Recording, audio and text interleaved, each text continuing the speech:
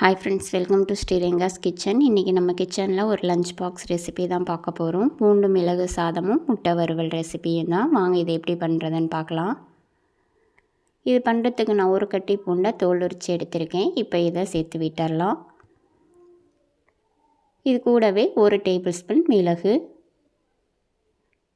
ஒரு table spoon சீரகம் சேர்த்து விட்டுடலாம். இப்போ இது எல்லாத்தையுமே 1-2 தட்டி எடுத்து வச்சுக்கலாம். இந்த மாதிரி தட்டி எடுத்து வச்சுக்கோங்க. இப்போ இது இருக்கட்டும். இப்போ ஒரு பேனில் 3 டேபிள் ஸ்பூன் எண்ணெய் விட்டுருக்கேன். எண்ணெய் நல்லா சூடானதும் 1 டேபிள் ஸ்பூன் கடுகு நல்லா பொரிஞ்சதும் 1 டேபிள் ஸ்பூன் உளுந்து சேர்த்து விட்டுடலாம்.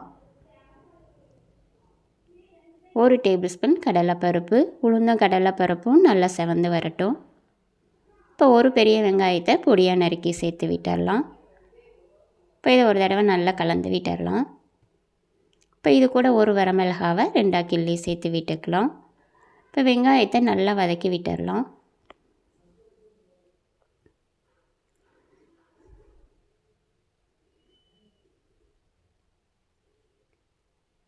நம்ம தட்டி எடுத்து வச்சதை இதோடு சேர்த்து விட்டுட்டு இதையும் நல்லா வாசம் வர வதக்கி விட்டுக்கலாம்.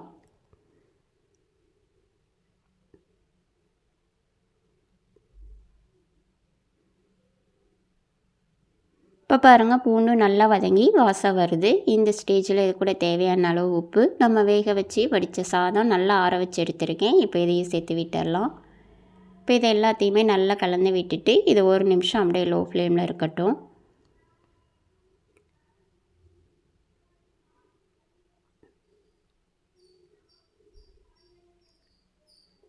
இப்போ 1 நிமிஷம் ஆகிருக்கு. இப்போ பொடியாக நறுக்குனா கொத்தமல்லி இலை இதோட சேர்த்து விட்டுட்டு இது எல்லாத்தையுமே நல்லா கலந்து விட்டுட்டு நம்ம அடுப்பை ஆஃப் பண்ணிடலாம்.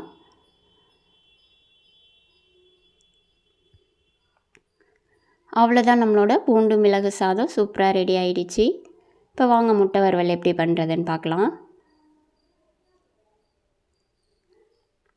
இது பண்ணுறதுக்கு ஒரு பேனில் நான் 2 டேபிள் ஸ்பூன் எண்ணெய் விட்டுருக்கேன். எண்ணெய் நல்லா சூடானதும் இது கூட ஒரு பிஞ்ச் மஞ்சள் தூள் சேர்த்து விட்டுடலாம். அடுப்பை லோ ஃப்ளேமில் வச்சுக்கோங்க. 1/4 டேபிள் ஸ்பூன் மிளகாய்த்தூள், 1/4 டேபிள் ஸ்பூன் மிளகுத்தூள் சேர்த்து விட்டுட்டு மசாலா கருகாமல் இதை ஒரு தடவை நல்லா கலந்து விட்டுருங்க. இப்போ இதில் தேவையான அளவு உப்பு சேர்த்து விட்டுட்டு இதையும் நல்லா கலந்து விட்டுடலாம். மசாலா கருகாமல் பார்த்துக்கோங்க. இப்போ நம்ம வேக வச்சு கட் பண்ணி வச்ச முட்டையை இதோட சேர்த்து விட்டுடலாம். எல்லா சைடுமே ஈவனாக நம்ம வறுத்து எடுத்துக்கலாம். இப்போ இதை திருப்பி விட்டு இந்த சைடுமே நம்ம முட்டையை இது போஸ்ட் பண்ணிக்கலாம்.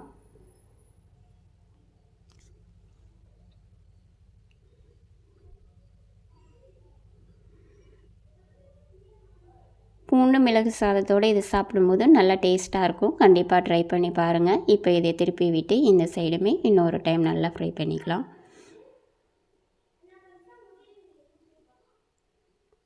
இப்போ பாருங்கள், எல்லா சைடுமே நல்லா வறுத்து வந்திருக்கு. இப்போ இது எல்லாத்தையுமே வெளியில் எடுத்துடலாம். அவ்வளோதான், நம்மளோட முட்டை வறுவலும் இப்போ சூப்பராக ரெடி ஆகிடுச்சு.